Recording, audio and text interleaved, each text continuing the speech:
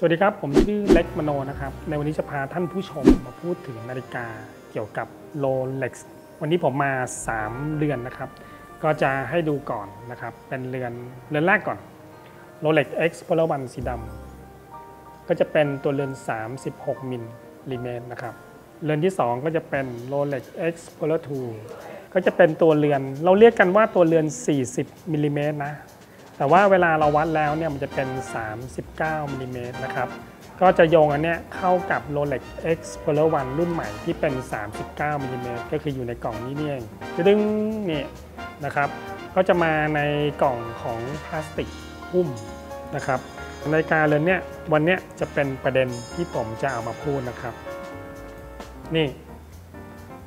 Rolex Explorer 1รหัสตัวนี้คือ214270นะครับตัวนี้สัมพันธ์กับตัวนี้เดี๋ยวแกะหน้ากากก่อนมันมีขนาดตัวเรือนที่เท่ากันนะครับดูนะเวลาเราวัดขนาดตัวเรือนเนี่ยก็คือใช้เวอร์เนียร์พลาสติกเนี่ยของผมเนี่ยวัดออกมาเนี่ยจะเท่ากับ39มิลลิเมตรนะครับเพราะฉะนั้นเนี่ยใน Rolex Explorer 2 Sport ตัวเนี้ยกับ Rolex Explorer 1 รุ่นใหม่ตัวเนี้ยมีขนาดบอดี้ที่เท่ากันก็คือ39มิลลิเมตรนั่นเองนะครับแต่ตัวเนี้ยเราก็พูดกันว่า40มิลลิเมตรนะเพราะนั้นเดี๋ยวตัวนี้จะบอกว่ามันจะใหญ่กว่ารุ่นเก่านะครับตัวนี้คือรหัส114270อันนี้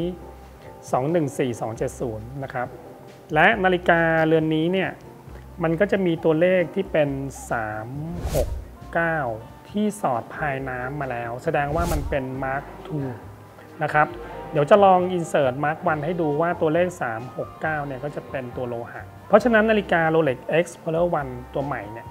นะครับมันจะย้อนไปสู่ความคลาสสิกแบบนี้นี่เองเอามาเปรียบเทียบให้ดูแล้วนะทีนี้จะเฉลยล่วงหน้าไปก่อนเดี๋ยวขออนุญาตเอาผ้ามาเช็ดก่อนที่ผมจะพูดว่าผมจะเฉลยนะฮะนาฬิกาเลยเนี่ยที่จริงเนี่ยมันเป็นของเทียมเนาะผมก็ได้จากลูกค้าท่านหนึ่งที่ซื้อมาแบบ30,000 กว่าบาท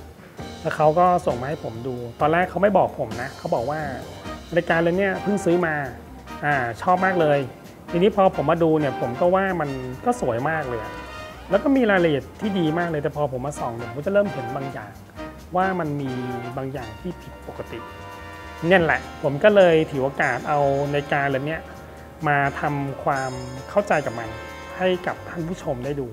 ดีไหมแต่ก่อนอื่นที่เราจะทำอันนี้เนี่ยก็จะแนะนำอุปกรณ์ที่ผมจะต้องใช้นะครับในการทำความเข้าใจกับนาฬิกาเนี่ยจำเป็นที่เราจะต้องรู้จักอุปกรณ์ด้วยก็อันนี้เป็นอุปกรณ์ที่มากับนาฬิกา Rolex ที่อยู่ในกล่องใช่ไหมเพราะฉะนั้นผ้าที่ให้มากับ Rolex เนี่ยเราลองสังเกตดูกับผ้าเช็ดธรรมดาเนี่ยจะไม่เหมือนกันเนอะก็เป็นการทำความเข้าใจกับอุปกรณ์ที่ Rolex ให้มาด้วยส่วนอันนี้ก็เป็นบล็อกที่เดี๋ยวผมจะเปิดเครื่องนาฬิกาเรือนนี้ให้ท่านผู้ชมได้ดูนะครับมันก็จะต้องมีบล็อกไม้เอาไว้รองแล้วก็ตัวเปิดฝาหลังก็เป็นเบอร์เย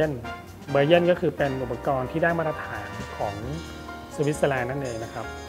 สำหรับอันนี้คือเบอร์ใหญ่สุดที่จะเอาไว้ใช้เปิดนาฬิกาเรือนนี้นะครับเดี๋ยวผมจะเปิดให้ท่านผู้ชมดูทีนี้ในการเปิดเครื่องเนี่ยถามว่าทำไมผมต้องเอาเครื่องมือมาให้ดูด้วยวะอย่างนี้ต้องดูสิเพราะว่านาฬิกาเนี่ยมันจะอยู่คู่กับเครื่องมือนะครับเครื่องมือที่ใช้กับนาฬิกาของเรานาฬิกาของเราเนี่ยมีความเป็นมาตรฐานมากๆเลยเพราะฉะนั้นเครื่องมือที่ประกอบด้วยกันเนี่ยไม่ว่าเราจะเปิดเราจะใช้เราจะทำอะไรสักอย่างเนี่ยมันจะต้องได้มาตรฐานแบบจริงๆเลยนะฮะเพราะฉะนั้นเนี่ยเครื่องมือเปิดนาฬิกา Rolex เนี่ยมันก็จะมีทั้งเป็นพวงมาลัย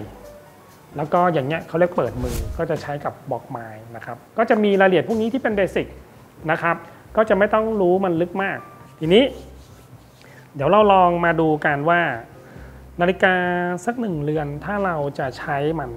ด้วยแบบความสุขใช่ไหมจะใช้มันอย่างระยะสั้นระยะยาวเนี่ยมันก็จะมีเรื่องของเงินในกระเป๋าของเราที่เราจะต้องคือกังวลว่าเราซื้อถูกหรือซื้อแพงนะครับทีนี้ผมก็จะให้ดูในเว็บไซต์เนาะผมก็จะไปอ้างอิงเว็บไซต์สักเว็บไซต์หนึ่งก็ได้จริงๆมีเยอะแยะมากมายในโลกนี้นะครับ แต่ว่า Bob Watch เนี่ยนี้ผมก็จะเปิดให้พิมพ์คำว่า bobwatches.com นี่มันก็จะบอกตอนนี้ผมจะเสิร์ชแค่คำว่า Explorer นะครับผมก็จะให้ดูก่อนว่ามันก็จะบอกราคากลางของนาฬิกาที่ใช้แล้วนะเพราะว่านาฬิกาบางรุ่นถูกเลิกผลิตไปแล้วแต่เราอยากจะรู้ว่าราคากลางของมันมีค่าเท่าไหร่ในโลกนี้ใช่ไหมฮะเพราะฉะนั้นมันไม่ได้เป็นมาตรฐานเนาะแต่ว่าเราลองเสิร์ชดูเป็นจำนวนมากๆเราจะเริ่มทำความเข้าใจได้อันนี้ทำความเข้าใจกับท่านผู้ชมด้วยนะครับที่ว่านาฬิกาสัก1 เรือนถ้าเป็นรุ่นนี้ปีนี้ราคาจะอยู่ที่ประมาณเท่าไหร่เพราะฉะนั้นนาฬิกาที่ใช้แล้วนะฮะมันจะอยู่คู่กับสภาพรายละเอียดอุปกรณ์กล่องใบอันนี้มากมายเลยนะครับสมมติตัวนี้เป็น Rolex 214270ก็คือตัวเนี้ย7,795 อเมริกันดอลลาร์ก็สมมติว่าตีเป็นสัก 8,000 อเมริกันดอลลาร์นะแล้วก็คือคูณ30 8 3 24 204,000สมมตินะฮะอันนี้ 30,000 บาทคือเข้าใจไหมว่ามันไม่มีอะไรที่ฟุกอยู่ในโลกนี้เนาะเราก็จะไปดูค่าราคากลางของมันเพราะฉะนั้นเนี่ยมันก็จะบอกรายละเอียดให้เราได้รู้นะครับก็อยากให้ท่านผู้ชมไม่ต้องถามผมนะฮะว่าราคาอยู่ที่เท่าไหร่ในนาฬิกาเรือนหนึ่งคือคุณสามารถทำมันเนี่ยได้นะครับผมก็จะไกด์เป็นแนวให้ทีนี้เราลองมาดูว่าผมอยากจะรู้ว่านาฬิกาเรือนเนี้ยที่มันเป็นพระเอกสำหรับวันนี้นะที่มันเป็นนาฬิกาเทียมเดี๋ยวเราจะมาเรียนรู้กันว่าข้างในกลไกของเขาจะต้องเป็นเครื่องคาลิเบอร์อะไรโอเคนี่Rolex Explorer Caliber นี้เป็นต้นนะฮะรหัส214270ก็คือนาฬิกาเรือนนี้มันจะต้องเป็นเครื่อง3132เดี๋ยวเราก็จะใช้อุปกรณ์ที่ผมมีเนี่ยมาเปิดเพื่อชำแหละว่าเฮ้ยข้างในถ้ามันเป็นเครื่องของแท้ด้วยคือ 30,000 นี่แม่งโคตรของโคตรถูกมากๆเลยอะไรเงี้ยแต่เดี๋ยวเราจะลองดูว่าเปิดมามันจะใช่หรือไม่สำหรับผมก็ฟันธงก่อนว่ามันไม่ใช่แน่นอนนะครับถ้าเป็นราคาในการราคา 30,000 แล้วเครื่องมันเป็นของแท้มันคือเครื่องอย่างเดียวก็คุ้มแล้วนะครับแต่ว่าของเทียมเนี่ยปัจจุบันเนี่ยฮะเนื่องจากเทคโนโลยีในการทำของเขาเนี่ยนาฬิกาเรือนเนี่ยฮะใช้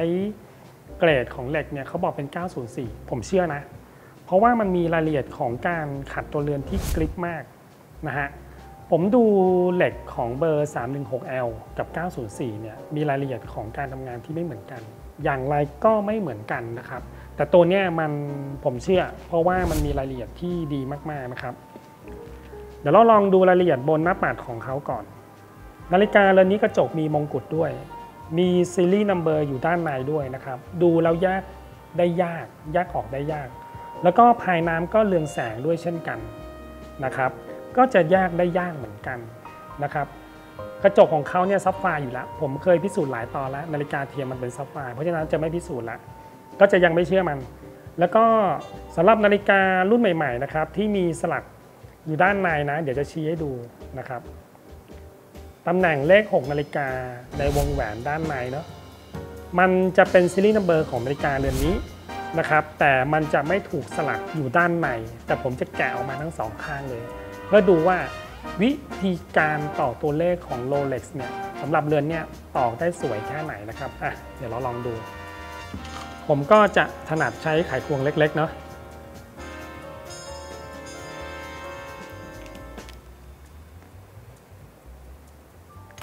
แล้วก็นาฬิกาเรือนนี้เป็นของใหม่เนาะก็จะมียางครอบมาด้วยก็แกะไปนะครับเวลาเราเห็นความพรีเมียมของนาฬิกาเนี่ยมันทำให้เราเชื่อมันไงนะครับแต่เราลองมาดูซิว่าอันดับแรกที่มันหลุดออกมาเนี่ยก็จะเป็นสปริง2ตัวนี้สปริง2ตัวนี้มันเป็นสปริงที่ผมบอกว่ามันเป็นของแท้เลยนะ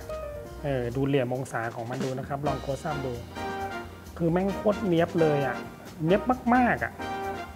ก็เชื่อว่านาฬิกาเลยเนี่ยมันมีราคาที่แพงแล้วก็ลองจับสปริงกดเด้งเนี่ยก็คือมีความเป๊ะมากเลยผมก็จะพูดว่าฟิลลิ่งมันดีมากๆนะครับเพราะมันเป็นสปริงที่ดีแล้วก็เราลองดูที่ตัวเรือนนะเมื่อกี้ที่ผมบอกว่าผมจะถ่ายจะโคลสอัพให้ดูลองดูตรงนี้ดูการต่อเลขของเขา ฝั่งนี้ไม่มีซีรีส์นัมเบอร์แล้วเพราะมันไปอยู่ด้านในแทนแต่ก็จะบอกว่า Stainless Steel ให้เราดูตัวเลขนี้เนาะแล้วเดี๋ยวเราลองมาถ่ายเปรียบเทียบว่าเทคโนโลยีวิธีการของ Rolex เนี่ยมันทำได้ดีแค่ไหนนะครับสิ่งที่ผมอยากจะเปรียบเทียบอีกอย่างหนึ่งก็คือว่าสายอันเนี้ยปกติแล้วผมถ่ายตัวของเทียมมาเนี่ยความเนี้ยบของมันจะไม่ได้เท่านี้เลยลองดูที่หัวสายนะแล้วก็ดูบานพับของเขานะครับรวมถึงตัวพับตัวล็อกพับด้านในด้วยคือฟีลลิ่งแม่งโคตรดีมากๆเลยแล้วก็ Rolex ที่เป็นเทรดมาร์คที่อยู่บนการขัดเงาพวกนี้มันเป็นจุดตายนะครับของการดูแบบหนึ่งเหมือนกันผมก็คิดว่ามันทำไมเหมือนแบบนี้วะก็เฉลยไปตอนแรกก่อนเราจะได้จับสังเกตมันได้ว่าจริงๆแล้วในความเทียมของมันมันก็มีความเหมือนของมันมากๆเลยก็เป็นเรื่องของความน่ากลัวเนาะทีนี้ผมก็จะมาดูกลไกการทำงานของนาฬิกาเรือนนี้เนาะผมหมุนฟิลลิ่งมันไม่ได้นะครับเนื่องจากเครื่องเนี่ยตอนนี้มันยังไม่ได้ถูกเปิดเดี๋ยวจะเปิดให้ดูแต่ว่าฟีลลิ่งของมันในการหมุนเนี่ยมันแข็งมันไม่สมูทถ้าใครเคยลองหมุนนาฬิกาของ Rolex ของเราเนาะถ้าเรามีอยู่ถ้ามันเป็นของแท้นะฮะนาฬิกาที่เพิ่งซื้อมาเป็นรุ่นใหม่ๆเนี่ยให้คุณลองเล่นดูนะครับคือคลายเกลียวออกมาแล้วหมุนขึ้นลานคุณจะจับฟีลลิ่งมันได้มันจะนุ่มมากเลยแต่นาฬิกาเรือนนี้มันจะหน่วง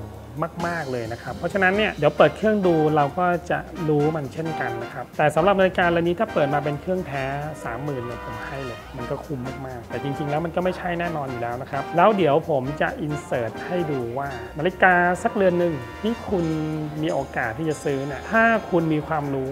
คุณจะพัฒนาความรู้จากวิดีโออันเนี้ยได้มากน้อยแค่ไหนอย่าลืมส่งให้คนที่คุณรักด้วยนะครับแล้วพบกันในตอนหน้าในตอนวิธีการจับโกงนาฬิกาของเทียม